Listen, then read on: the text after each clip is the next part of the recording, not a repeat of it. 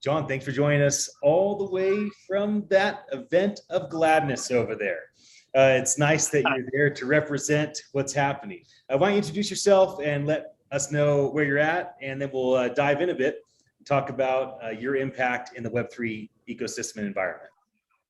Cool, thanks guys. I'm John Paller. I'm the founder of Opolis, which is a next generation employment cooperative, enabling independent workers to enjoy their independence without having to float around in the ether space without things like benefits and W-2s and actual like bona fide employment. So that's my day job. And then I'm also the founder of ETHDenver, which is the world's largest Web3 hackathon that happens every February in Denver, of course, obviously obvious giveaway. And yeah, I'm happy to be here. Yeah, we're actually in Colorado Springs right now, so we're close to that location.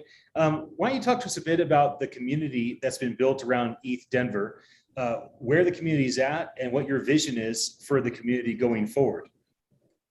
Yeah, so ETHDenver is now part of an organizational kind of unit called SporkDAO. So the ownership of the event is now in the community's hands. ETHDenver is not a conference. We call it a community innovation festival.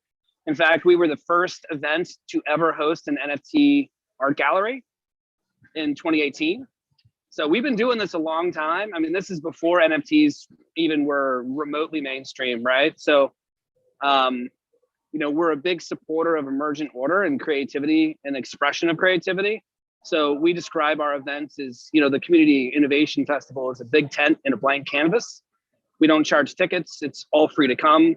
And we have people from over 90 countries that come and contribute. And we've hosted over 40,000 people in 4 years, and about 800 projects have been built at our event. That's incredible. So, yeah, so the whole idea is to give people the pathway and the tools to come and express their inner creativity without barriers, economic barriers, geographic barriers, creative barriers, whatever. So we just blaze the trail and let people come do what they're going to do. Yeah, that's super exciting. So with that in mind, what technologies in the space do you think are driving the most innovation, and what's most exciting for you? Well, it's all about user adoption, and this is why we're so excited about NFTs. NFTs give tangibility to what crypto can enable, the ownership economy, you know, with art provenance, with, you know, unique, distinct, and provable ownership. There's all sorts of other emerging use cases that I'll actually talk about in my talk at NFT NYC. Identity is going to be layered with NFTs. And it's about making it accessible and understandable. And the way that I always describe this is you can't educate your way to mass adoption. You have to make it so people can touch it, they can look at it, they can use it, they can experience it. Because if you're going to try to talk to somebody, like, people learn differently. And when you look at the adoption curve of any historical technologies, it wasn't at conferences that the internet took off. It was because we put it in America Online on discs and put it in people's computers, right? And they made it so easy that, you know, anybody could get online, right? The same thing is going to happen with crypto, and NFTs are a huge component of that. So NFTs are a close cousin, in my opinion, or they're tangentially, at least tangentially related to DAOs, because NFTs, tokenization, this is all sort of, call it, new form of ownership, or just new ways of representing ownership. And so they're all very important, but NFTs, I think, are by far the most important, excuse me, emerging piece of the Web3 space. And, you know, it's interesting because I know NFT NYC has been around since 2018. I mean, they hosted their first event right after we did our first one. And nobody was talking about any of this stuff. I mean, it was basically not even on the radar. And now it's like, you know, you've got celebrities and all sorts of people that are like talking about this stuff. And it's just a different narrative. It's a different time. So I think we're going to see more of that. And it's going to continue to, I don't even want to call it a bubble, because I don't think it is. I think there's certain parts of every hype cycle that are going to be bubble-ish. But I think for the most part, NFTs are here to stay. They're not going anywhere. And it's just going to mature. And you're going to see, I mean, the amount of wealth creation for creators, the amount of recurring revenue streams that weren't possible previously, the high frequency and fluidity of art and assets. I mean, we've never seen anything like this before. It's never been possible. So NFTs and the community token is the other one, but I won't get into that too much. So how about ETH Denver this upcoming year in February? Yeah. What's one thing that you're most excited about? And maybe you guys want some alpha? I'll drop some alpha. So in not too long a time, we're going to be dropping a community PFP NFT. I will even drop the name of it. This is the first time that I will publicly drop the name of this.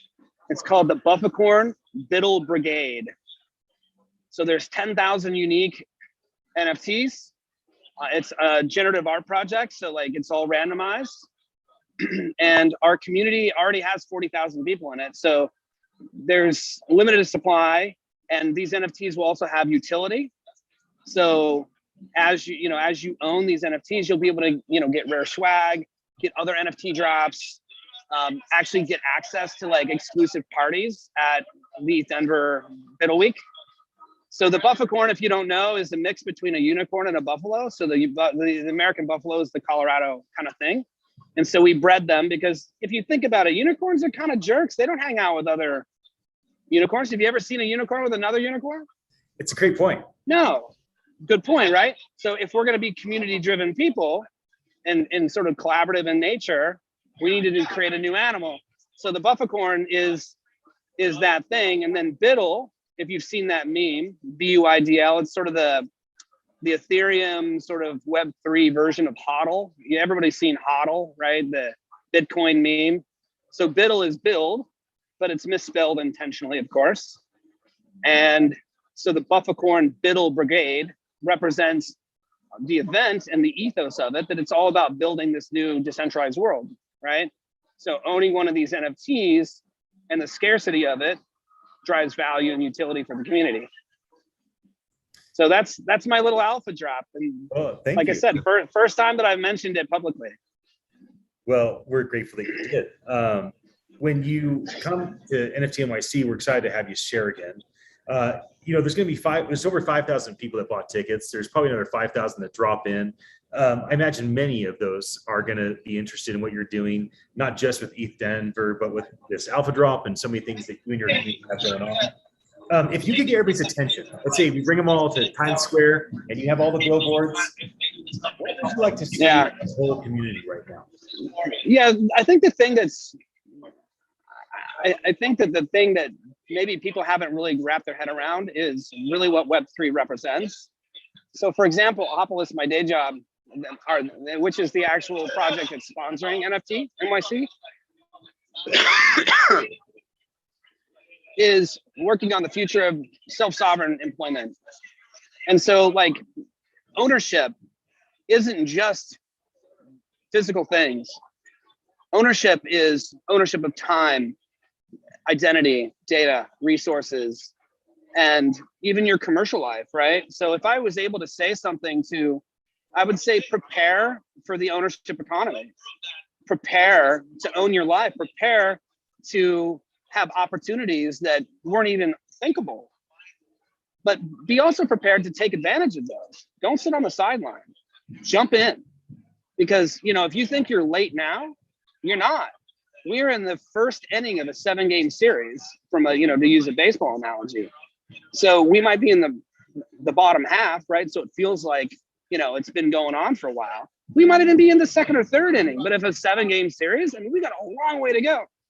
So, people talk a lot about price and this and that. And it's like, well, I can't afford a punk, or I can't afford an ape, we haven't even begun to see the amount of value that's going to be created. So my suggestion is get off the sideline and, create. Don't just consume, create, because the Web3 economy is about creation of value. It's about contribution of value. It's not about consumerism. It's about creation. So positive sum economic gains that are really the driving force behind NFTs, DAOs, tokenization, jump in. take control of your commercial life and, be who you were designed to be. Express your inner creativity, contribute to this future, and watch it unfold.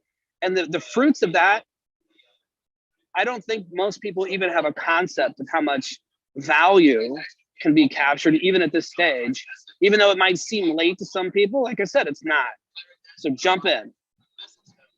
Well, we're glad that you jumped in with us. For anybody watching us live or that sees the archive of this, thank you for your attention. This is Abraham Gomez, my co-host for the day. I'm Ian Utility, one of the co-producers of NYC. And we're very grateful, John, to have you join us all the way from that amazing event that people are partying at. So we'll let you get back to